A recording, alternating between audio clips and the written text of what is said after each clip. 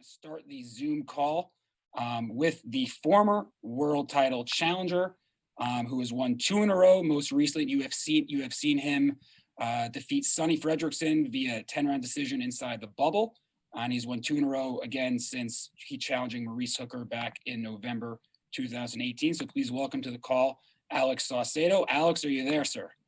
Hello, guys. Yes. Thank you for having me.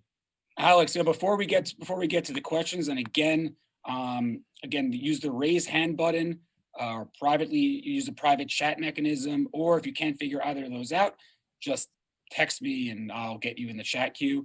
So Alex, before we go with the questions, as we mentioned, you've had 2 fights since the Maurice Hooker fight. You just came off a big win a couple months back. How has your confidence risen with those 2 wins coming off the Maurice Hooker fight in November 2018?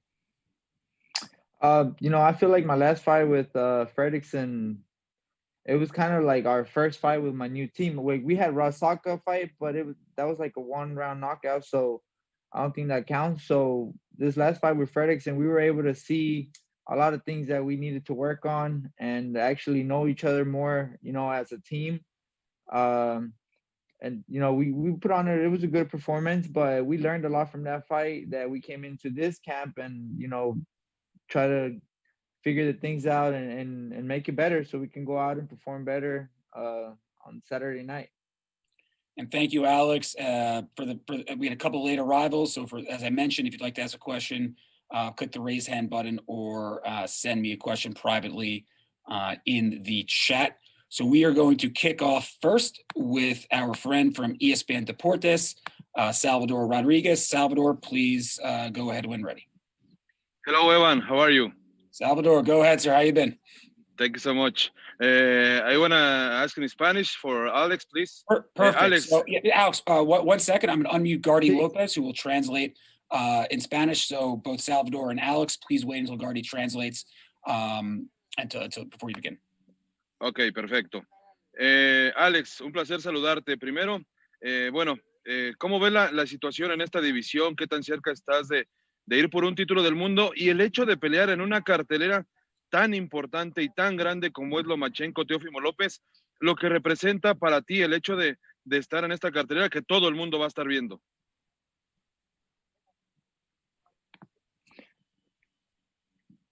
Hello, Alex, what do you think about the situation in the division? It's a red hot division right now. And also, what do you think about being in such a big card like Lomachenko and Lopez? In Spanish or English? In Spanish, Alex, please. Oh, okay. No, ¿qué dices, Salvador? Mucho gusto. Pues esta pelea significa mucho para mí para volver para volver a estar en nivel de campeonato otra vez. Yo creo que una gran victoria nos llevaría otra vez a estar en ese nivel. Significa mucho para mí estar en esta cartelera, claro, porque pues va a haber es una de las carteleras más grandes del año, si no la cartelera más grande del año, y pues estar ahí y enseñar lo que traigo y representar a Oklahoma y Chihuahua es para mí pues un gran honor y estoy listo para salir y darles una gran victoria. Being in such a big card is a big opportunity for me. I'm very excited for it. Like a big win on such a big card will put me right away in the division top names and right around the corner for a world title shot. I'm very proud of representing OKC, Oklahoma, and Mexico. So, I'm eager to show everyone what I can do, what I'm bringing to the ring. Thank you very much, Gardy. And next, we go to Danny, all the way from the United Kingdom. Danny Flexen, please unmute and go ahead when ready. Hi, Alex. How are you? Hey, how's it going, Danny? Yeah, I'm good, thank you. I wanted to ask you, you've built up a huge fan base in Oklahoma. You thrive off the energy of the crowd. How is this with no fans or a limited number of fans in attendance going to affect you? Do you think it might actually help in a way that you won't get caught up in the emotion? No, I mean, the last fight that I had with Fredrickson was my first fight in the bubble. I didn't feel much difference because I mentally got ready for that, you know, throughout training camp. We had a long training camp for that fight as well for this one, but through training camp, you know, I visualized myself in the ring and like, you know, when I was sparring, it was like, this is how it's going to be. So I try to mentally get ready for it. You know, it's a little different, but I'll be ready for it. And do you think it might benefit you in a way because you won't get caught up in the emotion of the fans and do things that maybe aren't sensible during the fight? Not at all. No, I mean, it's just the new team that I have has, you know, has worked a lot on that. And I believe, I mean, the work that they have been doing is incredible, and I feel very, you know, very good going into this fight like that.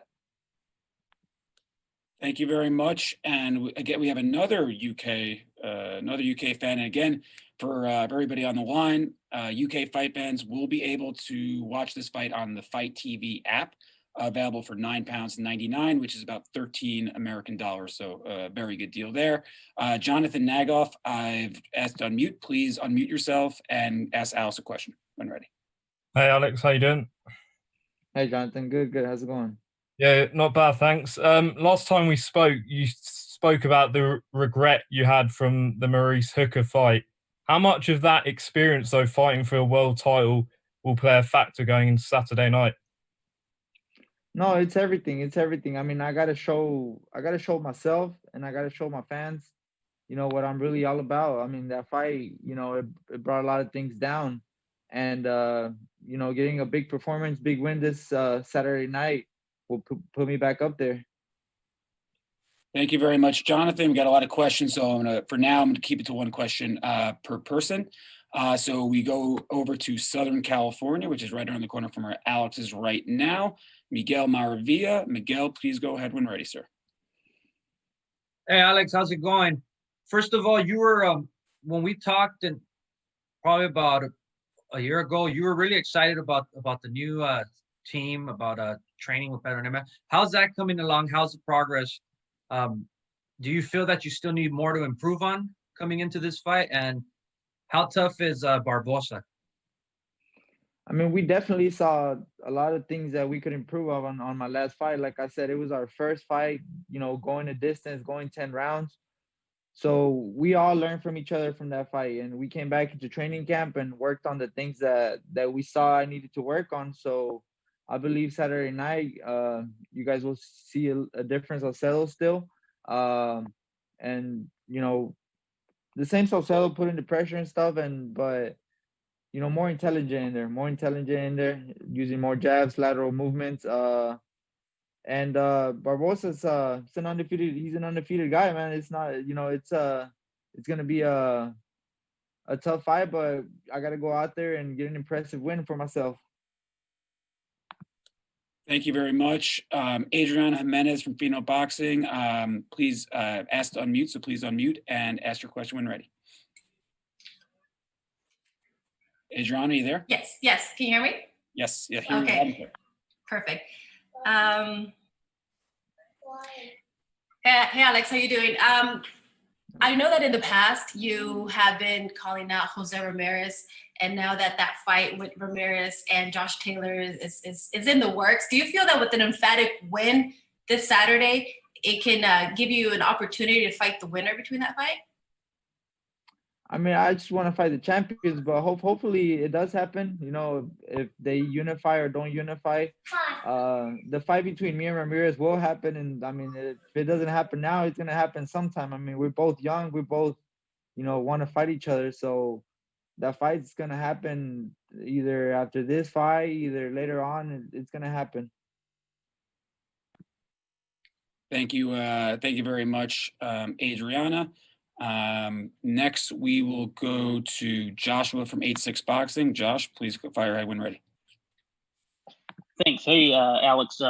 So prior to at least 2019, you had been fighting about 3 times per year.